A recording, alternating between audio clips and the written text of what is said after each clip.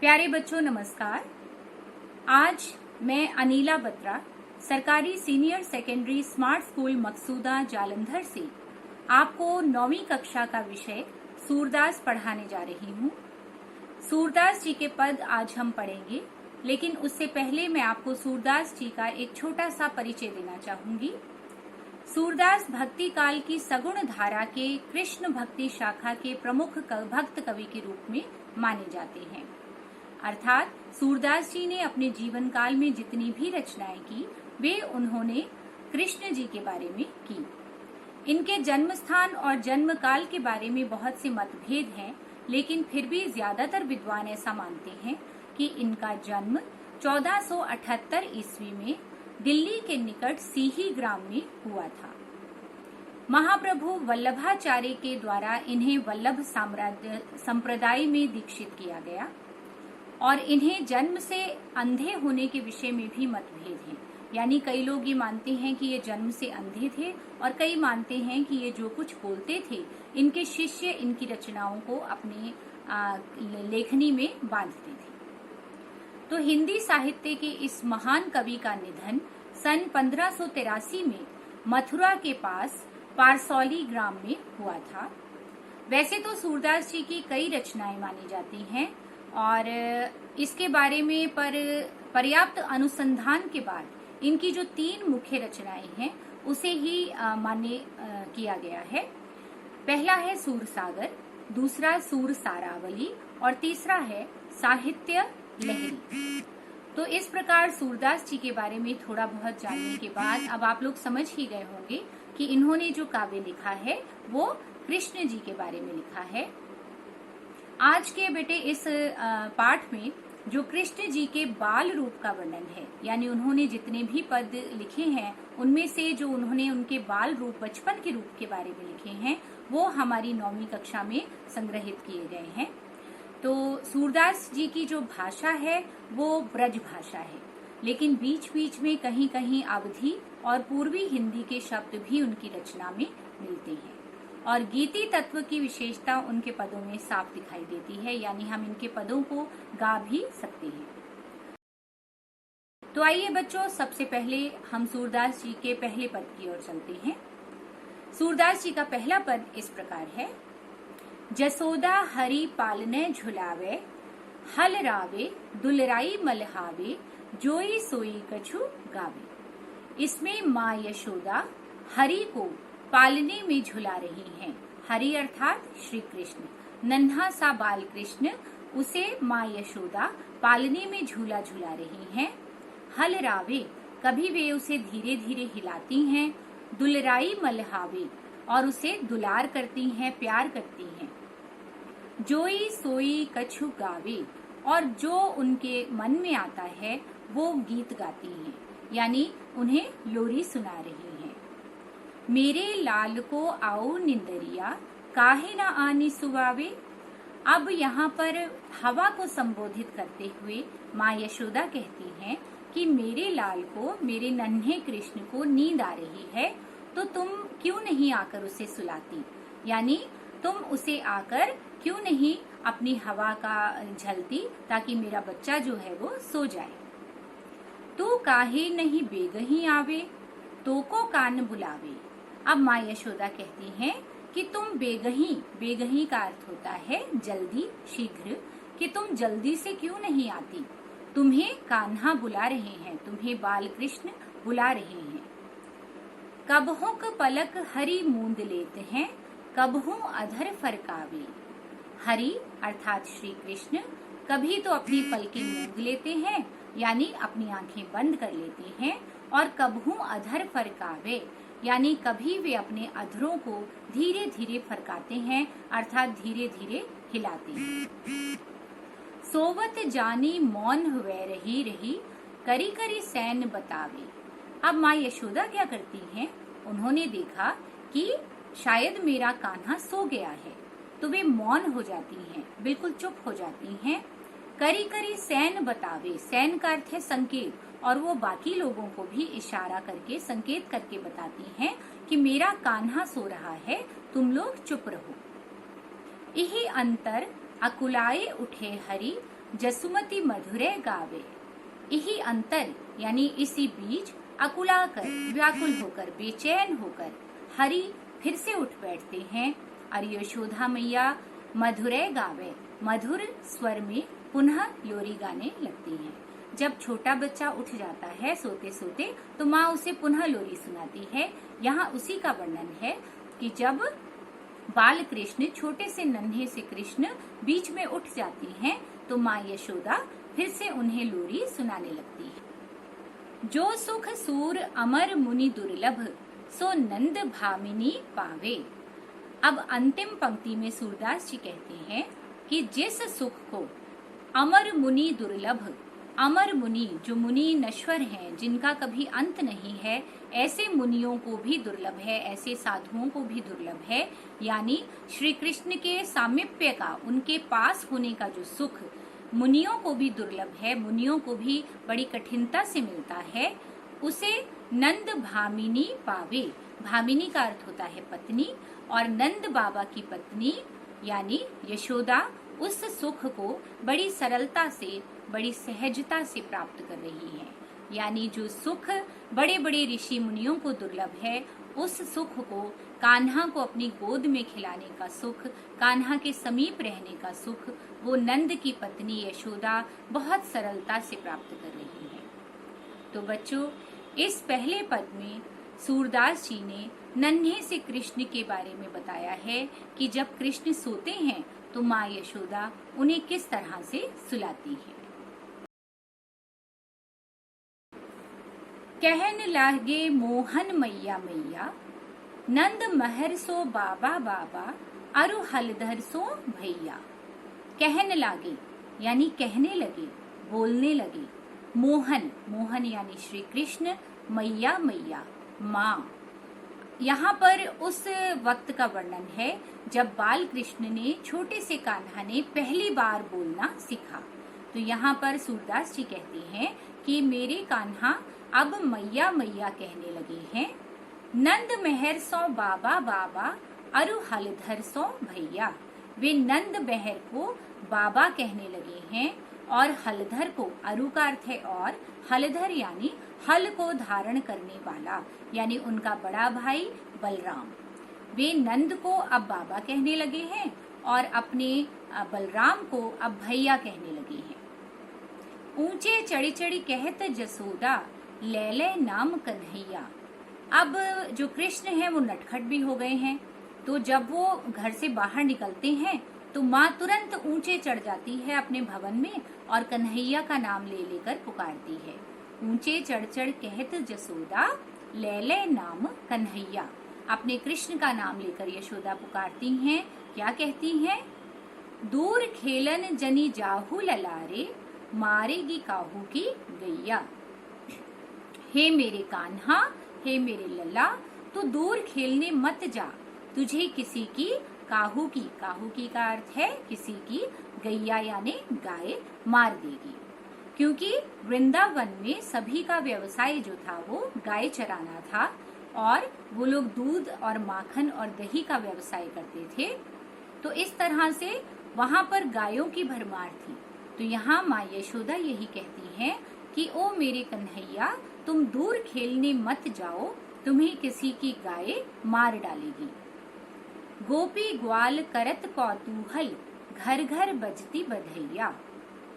अब गोपी और ग्वाले कौतूहल कर रहे हैं, आनंदित हो रहे हैं, उल्लास मना रहे हैं, आनंद मना रहे हैं और घर घर बधाई बज रही है, यानी लोग एक दूसरे को बधाई दे रहे हैं। किस लिए?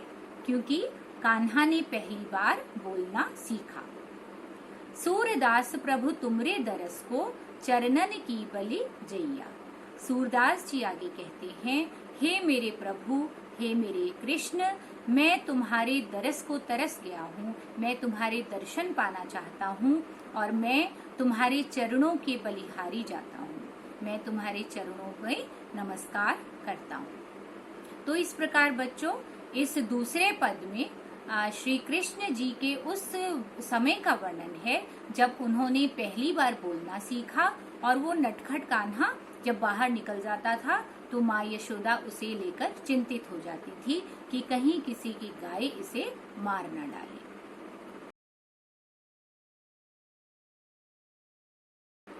आओ बच्चों, अब हम लोग सूरदास जी के तीसरे पद की ओर बढ़ते हैं। मैया कबहू बढ़ेगी चोटी। अब इस पद में वर्णन किया गया है श्री कृष्ण के इस हठ का कि मेरी चोटी या मेरे बाल कब बढ़ेंगे, कब लंबे होंगे। यहाँ पर बाल कृष्ण अपनी माँ यशोदा से कहते हैं, मैया कबहू बढ़ेगी चोटी, यानी मेरी चोटी कब बड़ी होगी, मेरे बाल कब बड़े होंगे। किती बेर मोही दूध पियत भई, यह अजहू है छोटी। किती बेर यानी कितनी बार मैंने दूध पिया है, यह अजहू, अजहू यानी आज भी छोटी की छोटी ही है। माँ ने कहा होगा कि यदि तुम दूध पियोगे तो तुम्हारी चोटी जो है, तुम्हारे बाल जो हैं बहुत लंबे हो जाएंगे। तो यहाँ पर श्री कृष्ण उसी का वर्णन करते हुए कहते हैं कि मैंने तो कितनी बार दूध पिया, लेकिन ये आज तक छोटी की छोटी ही है। तू जो कहती बल्कि बेनी ज्यों, वह है लंबी मोटी। अब यहाँ पर कान्हा अपनी माँ से शिकायत करते हुए कहते हैं कि तुम तो कहती थी कि यह बलराम, बल अर्थात बलराम उनके बड़े भाई, बल की बेनी, बेनी का अर्थ है छोटी, ज्यों मतलब जैसी, कि तुम तो कहती थी माँ कि यह बलराम की चोटी की तरह वह है लंबी मोटी। वह है यानी हो जाएगी, क्या हो जाएगी, लंबी और मोटी। माँ तुम तो मुझे कहती थी कि मेरी चोटी बलराम की चोटी की तरह लंबी और मोटी हो जाएगी। काड़त गुहत नन्हावत, जैसे नागिन सी हुई लोटी। तुम मेरे बालों को काटती हो, उन्हें संवारती हो, गुहती हो अर्थात उन्हें गूंदती हो, नहवावत यानी तुम उसे नहलाती हो, अच्छे से बालों को धोती हो, और नागिन सी भुई लोटी, तो मेरी जो चोटी है वो तो नागिन की तरह भुई पर अर्थात पृथ्वी पर लौटनी चाहिए। मुझे इतनी लंबी चोटी चाहिए जो जमीन पर लौटे, जमीन तक चली जाए। काचो दूध पियावत पची पची, देत न माखन रोटी। अब आगे क्या करते हैं कान्हा, अपनी माँ से कहते हैं, माँ तुम मुझे पुचकार पुचकार कर दूध पिला देती हो और वो भी कच्चा। तुम कहती हो मेरे बाल लंबे हो जाएंगे, देत न माखन रोटी, और तुम मुझे माखन और रोटी बिल्कुल नहीं देती। मैं तुमसे माखन मांगता हूँ, रोटी मांगता हूँ, और तुम मुझे जबरदस्ती कच्चा दूध पिला देती हो। कृष्ण जी की इस लीला को देखकर सूरदास जी आगे कहते हैं, सूरदास चिर जीवो दो भैया, हरि हल धर की जोटी। सूरदास जी कहते हैं कि दोनों भाई अर्थात कृष्ण और बलराम, हरि अर्थात कृष्ण, हलधर यानी बलराम, जोटी का अर्थ है जोड़ी, कि चिर जीवो, चिर काल तक जीवित रहो अर्थात तुम दोनों की लंबी आयु हो और तुम दोनों की जोड़ी चिर काल तक जिए। कान्हा और बलराम की जोड़ी हमेशा अमर रहे। तो बच्चे, इस तीसरे पद में श्री कृष्ण जी की उस लीला का वर्णन है जब वो अपने बालों के मोटा या लंबा ना होने की शिकायत अपनी माँ से कर रहे थे।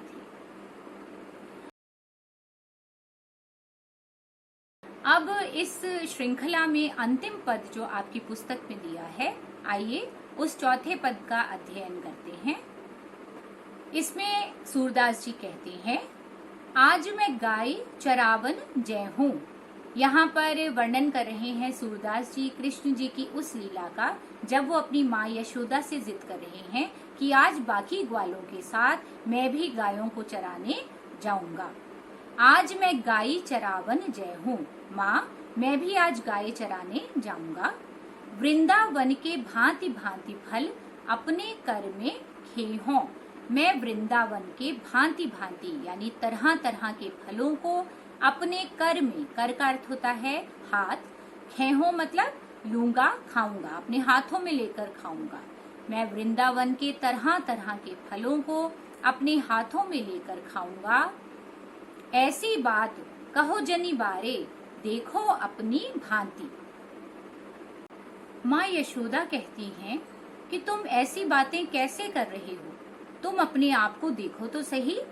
तनक तनक पग चली हो कैसे, आवत हुए अति राती। माँ कहती है कि तुम्हारे तनिक तनिक, यानी तनक तनक का अर्थ है बिल्कुल छोटे छोटे तुम्हारे पग हैं, छोटे छोटे तुम्हारे पैर हैं, तुम चलोगे कैसे। आवत हुए अति राती, और तुम्हें वापस आते आते बहुत रात हो जाएगी। प्रात जात गैयालय चारन, घर आवत है सांझ। माँ कहती है यदि बाकी ग्वाले जाते हैं गाय चराने तो वो प्रातः काल जाते हैं, सुबह सुबह जाते हैं, और घर आवत हैं सांझ, और शाम ढले घर वापस आते हैं। तुम्हारे कमल बदन कुमिलय हैं, रेंगति घामही मांझ। माँ कहती है कि तुम्हारा कमल के समान बदन कुम्हला जाएगा, मुरझा जाएगा।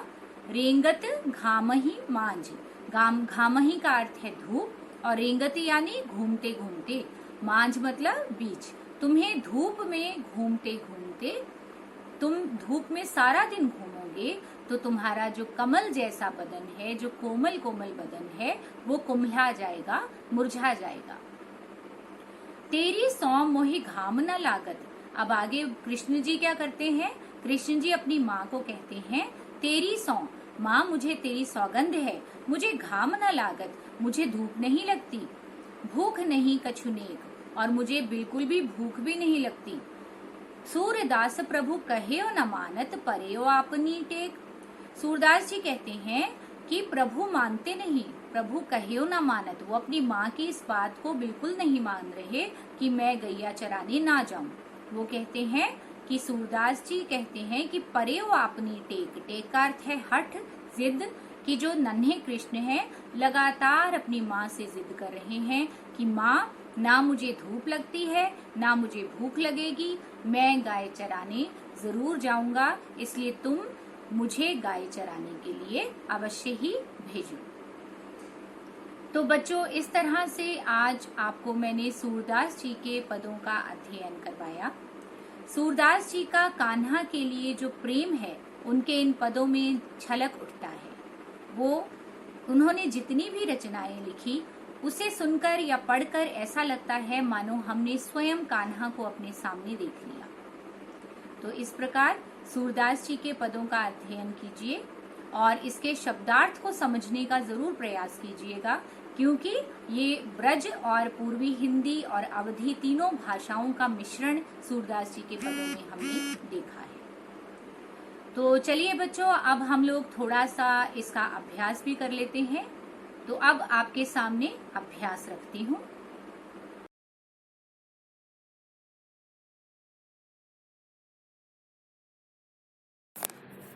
बच्चों, अभ्यास का पहला प्रश्न है, यशोदा श्री कृष्ण को किस प्रकार सुला रही हैं? इसका उत्तर है, यशोदा श्री कृष्ण को लोरी गाकर सुला रही हैं। दूसरा प्रश्न, यशोदा श्री कृष्ण को दूर क्यों नहीं खेलने जाने देती? इसका उत्तर है, यशोदा श्री कृष्ण को दूर इसलिए नहीं खेलने जाने देती कि कहीं किसी की गाय उसे मार न दे। तीसरा प्रश्न, यशोदा श्री कृष्ण को दूध पीने के लिए क्या प्रलोभन देती हैं? यशोदा श्री कृष्ण को दूध पीने के लिए यह प्रलोभन देती हैं कि यदि वह दूध पिएगा तो उसकी चोटी भी बलराम भैया की तरह लंबी और मोटी हो जाएगी। श्री कृष्ण यशोदा से क्या खाने की मांग करते हैं? उत्तर है, श्री कृष्ण यशोदा से माखन और रोटी खाने की मांग करते हैं। अंतिम प्रश्न है, अंतिम पद में श्री कृष्ण अपनी मां से क्या हट कर रहे हैं? अंतिम पद में श्री कृष्ण अपनी मां से हट कर रहे हैं कि वह भी बाकी ग्वालों की तरह गाय चराने के लिए जाएंगे। बच्चों, अभ्यास का एक प्रश्न है कि सूरदास जी के पदों में प्रयुक्त ब्रज भाषा के शब्दों के लिए खड़ी बोली हिंदी के शब्द लिखिए। तो आइए इन शब्दों को लिखते हैं।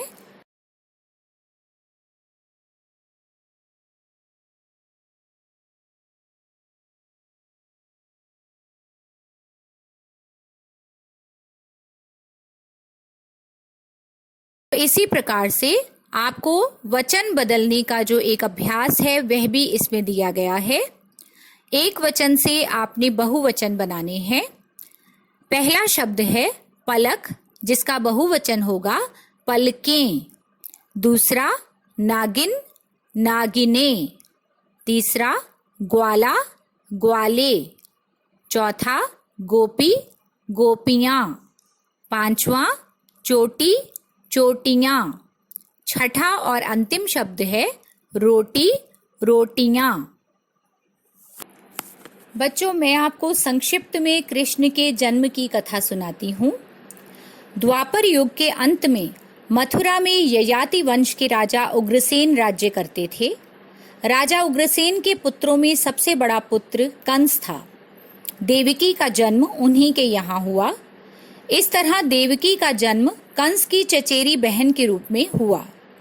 कंस ने उग्रसेन को जबरदस्ती सिंहासन से उतारकर जेल में डाल दिया और स्वयं राजा बन गया। इधर कश्यप ऋषि का जन्म राजा शूरसेन के पुत्र वसुदेव के रूप में हुआ। बाद में देवकी का विवाह यादव कुल में वसुदेव के साथ संपन्न हुआ। कंस देवकी से बहुत स्नेह करता था, पर जब कंस देवकी को विदा करने के लिए रथ के साथ जा रहा था तो आकाशवाणी हुई कि हे कंस, जिस देवकी को तू बड़े प्रेम से विदा कर रहा है उसका 8वां पुत्र तेरा संहार करेगा। आकाशवाणी की बात सुनकर कंस क्रोध से भरकर देवकी को मारने के लिए उद्यत हो उठा। उसने सोचा, न देवकी होगी और न उसका पुत्र होगा। इस घटना से चारों तरफ हाहाकार मच गया। अनेक योद्धा वसुदेव का साथ देने के लिए तैयार हो गए, पर वसुदेव युद्ध नहीं चाहते थे। वसुदेव जी ने कंस को समझाया कि तुम्हें देवकी से तो कोई भय नहीं है। देवकी की 8वीं संतान मैं तुम्हें सौंप दूंगा। तुम्हारी समझ में जो आए उसके साथ वैसा ही व्यवहार करना। उनके समझाने पर कंस का गुस्सा शांत हो गया। वसुदेव झूठ नहीं बोलते थे, इसलिए कंस ने वासुदेव जी की बात स्वीकार कर ली, पर वसुदेव और देवकी को कारागार में अर्थात जेल में बंद कर दिया और सख्त पहरा लगवा दिया। तत्काल नारद जी वहां पहुंचे और कंस से बोले कि यह कैसे पता चला कि 8वां गर्भ कौन सा होगा? गिनती प्रथम से या अंतिम गर्भ से शुरू होगा? कंस ने नारद जी के परामर्श पर देवकी के गर्भ से उत्पन्न होने वाले समस्त बालकों को मारने का निश्चय किया। जैसे ही देवकी ने प्रथम पुत्र को जन्म दिया, वसुदेव ने उसे कंस के हवाले कर दिया। कंस ने उसे चट्टान पर पटक कर मार डाला। इस तरह एक एक करके कंस ने देवकी के 7 बालकों को निर्दयता पूर्वक मार डाला। भाद्र पक्ष के पद के कृष्ण पक्ष की अष्टमी को रोहिणी नक्षत्र में श्री कृष्ण का जन्म हुआ और उनके जन्म लेते ही जेल की कोठरी में प्रकाश फैल गया। वासुदेव देवकी के सामने शंख, चक्र, गदा एवं पद्मधारी चतुर्भुज भगवान ने अपना रूप प्रकट कर कहा कि अब मैं बालक का रूप धारण करता हूँ। तुम मुझे तत्काल गोकुल में नंद के यहाँ पहुंचा दो और उनकी अभी अभी जन्मी कन्या को कंस को लाकर सौंप दो। तत्काल वासुदेव जी की हथकड़ियां खुल गई, दरवाजे अपने आप खुल गए, पहरेदार सो गए। वासुदेव कृष्ण को सूप में रखकर गोकुल की ओर चल दिए। रास्ते में यमुना श्री कृष्ण के चरणों को स्पर्श करने के लिए बढ़ने लगी। भगवान ने अपने पैर लटका दिए। चरण छूने के बाद यमुना घट गई। वासुदेव यमुना पार कर गोकुल में नंद के यहाँ गए और बालक कृष्ण को यशोदा जी की बगल में सुलाकर कन्या को लेकर वापस कंस के कारागार में आ गए। जेल के दरवाजे पूर्ववत अर्थात पहले की तरह बंद हो गए। वासुदेव जी के हाथों में हथकड़ियां पड़ गई। पहरेदार जाग गए। कन्या के रोने पर कंस को खबर दी गई। कंस ने कारागार में जाकर कन्या को लेकर पत्थर पर पटक कर मारना चाहा, परंतु वह कंस के हाथों से छूटकर आकाश में उड़ गई और देवी का रूप धारण कर बोली, हे कंस, मुझे मारने से क्या लाभ? तेरा शत्रु तो गोकुल में पहुंच चुका है। यह दृश्य देखकर कंस हतप्रभ और व्याकुल हो गया। कंस ने श्री कृष्ण को मारने के लिए अनेक दैत्य भेजे। श्री कृष्ण ने अपनी अलौकिक माया से सारे दैत्यों को मार डाला। बड़े होने पर कंस को मारकर उग्रसेन को राजगद्दी पर बैठाया। श्री कृष्ण के जन्म की इस पुण्यतिथि को तभी से सारे देश में बड़े हर्षोल्लास से जन्माष्टमी के रूप में मनाया जाता है।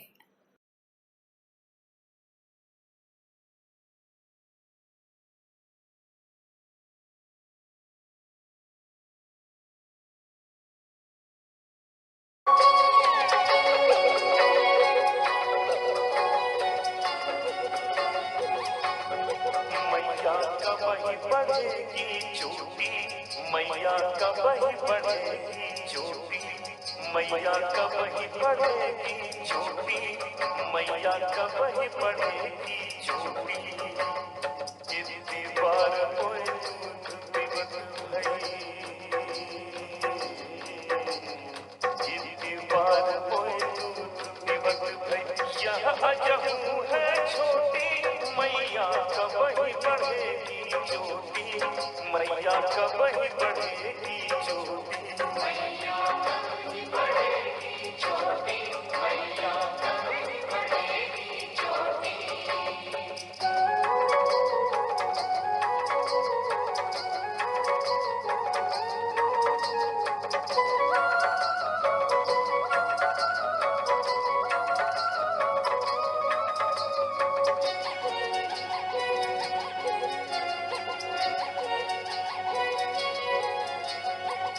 जो कहत बल की बनी, जो है लंबी मोटी, तू जो कहत बल की बनी, जो है लंबी मोटी, काढ़त कुहत कहावत हो छती, नागिन सी हुई लोटी, काढ़त कुहत कहावत हो छती, नागिन सी हुई लोटी।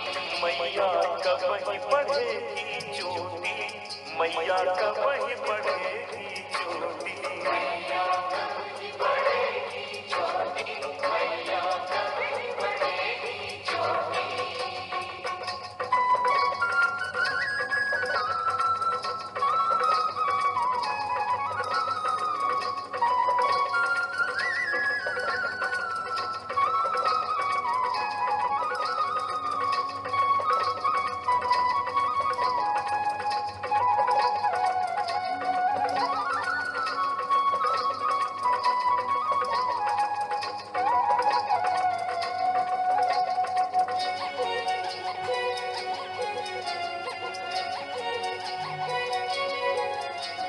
काचो दूध पिवावत पची पची, देत न माखन रोटी, काचो दूध पिवावत पची पची, देत न माखन रोटी।